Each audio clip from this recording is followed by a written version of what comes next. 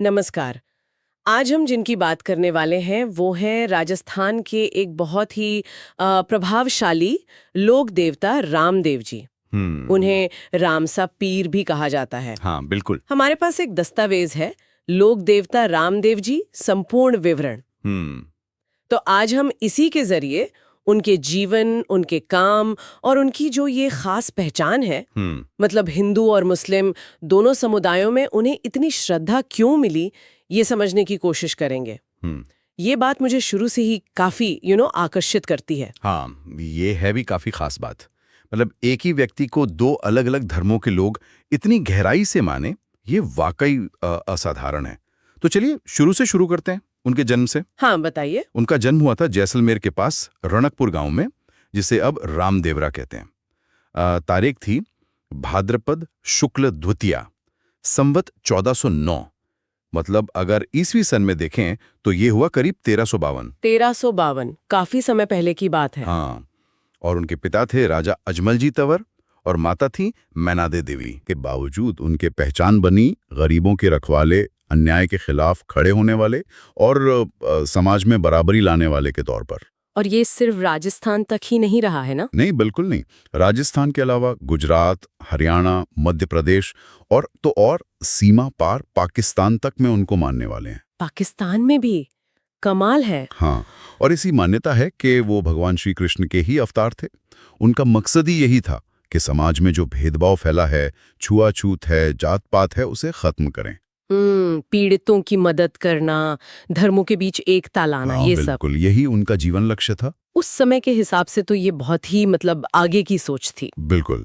तो उन्होंने ये किया कैसे? मतलब उनके मुख्य काम क्या रहे? देखिए, उन्होंने सीधे सीधे बराबरी का संदेश दिया, छुआछूत का खुलकर विरोध किया। उस टाइम पे ना कुछ कुरीतियां थीं, जैसे जानवरों की बलि देना, घोड़ों की बलि। उन्होंने इन सब को बंद करवाया। अच्छा। और एक और बड़ी बात, उनकी मुस्लिम फकीरों और सूफी संतों से बड़ी गहरी दोस्ती थी।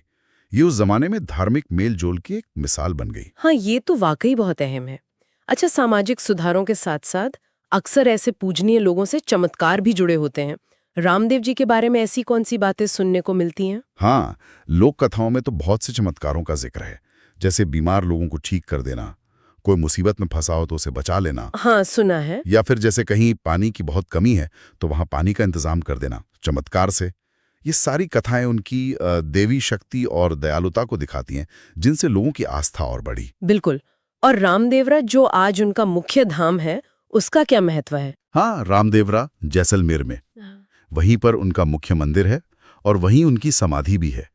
आज जो हम बड़ा मंदिर देखते हैं ना, वो बीकानेर के महाराजा गंगा सिंह जी ने बनवाया था। अच्छा। और खास बात यह है कि वहीं पास में एक मजार भी है, तो हिंदू भी जाते हैं, मुस्लिम भी जाते हैं। ये उनकी मिलीजुली विरासत का सबूत है। और रामदेवरा का नाम आते ही वो बड़े मेले का ख्याल आता है। हाँ, वो कब लगता है? हाँ, वो बहुत बड़ा मेला होता है। हर साल लगता है भादो के महीने में, शुक्ल पक्ष की दूध से लेकर दशमी तक। लाखों लोग आते होंगे। लाखों। और कई लोग तो मतलब सैकड़ों मील पैदल चलकर आते हैं।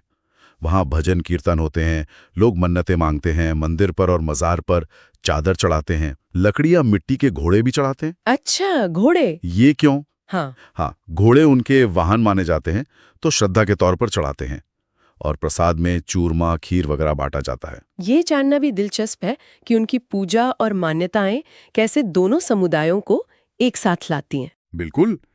देखिए, हिंदू भक्त उन्हें बाबा रामदेव जी या रामदेव महाराज कहते हैं और मुस्लिम उन्हें रामसा पीर या पीर रामशाह के नाम से मानते हैं। हाँ, रामसा पीर नाम तो बहुत सुना है। पूजा के तरीकों में भी मिला जुला असर दिखता है। चादर चढ़ाना, घोड़े चढ़ाना, ये सब चलता है और उनके जीवन पर आधारित भजन होते हैं, जिन्हें रामदेव जी के फड़ या पाला गीत कहते हैं। वो आज भी गाए जाते हैं। लोगों का विश्वास बहुत गहरा है। मानते हैं कि सच्चे मन से याद करो तो बाबा सुनते हैं, मुरादें पूरी करते हैं। और अंत में उनकी समाधि का क्या जिक्र है? हाँ, कहते हैं कि उन्होंने भाद्रपद शुक्ल एकादशी को, मतलब मेले के ठीक बाद, जीवित समाधि ले ली थी। वो समाधि वाली जगह आज भी बहुत पवित्र मानी जाती है, रामदेवरा में ही। तो अगर हम सार देखें तो रामदेव जी सामाजिक बराबरी, धार्मिक भाईचारा और बिना किसी स्वार्थ के सेवा की एक ऐसी मिसाल है जिनका असर आज भी है। निश्चित रूप से सदियों बाद भी उनका प्रभाव महसूस होता है। अपने आप में एक बहुत बड़ी बात है कि कैसे एक इंसान इतने लंबे समय तक इतने सारे लोगों के लिए सद्भाव का इतना बड़ा प्रतीक बना रह सकता है। ये वाकई विचार करने लायक बात है।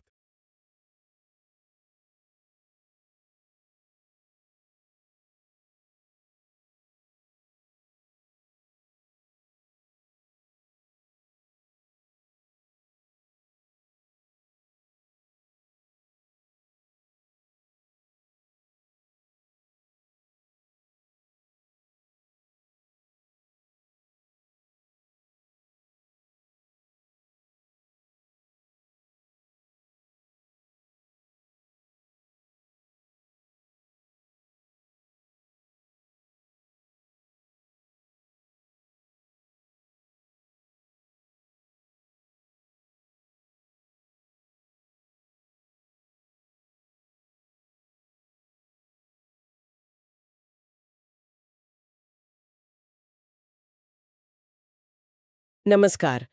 आज हम जिनकी बात करने वाले हैं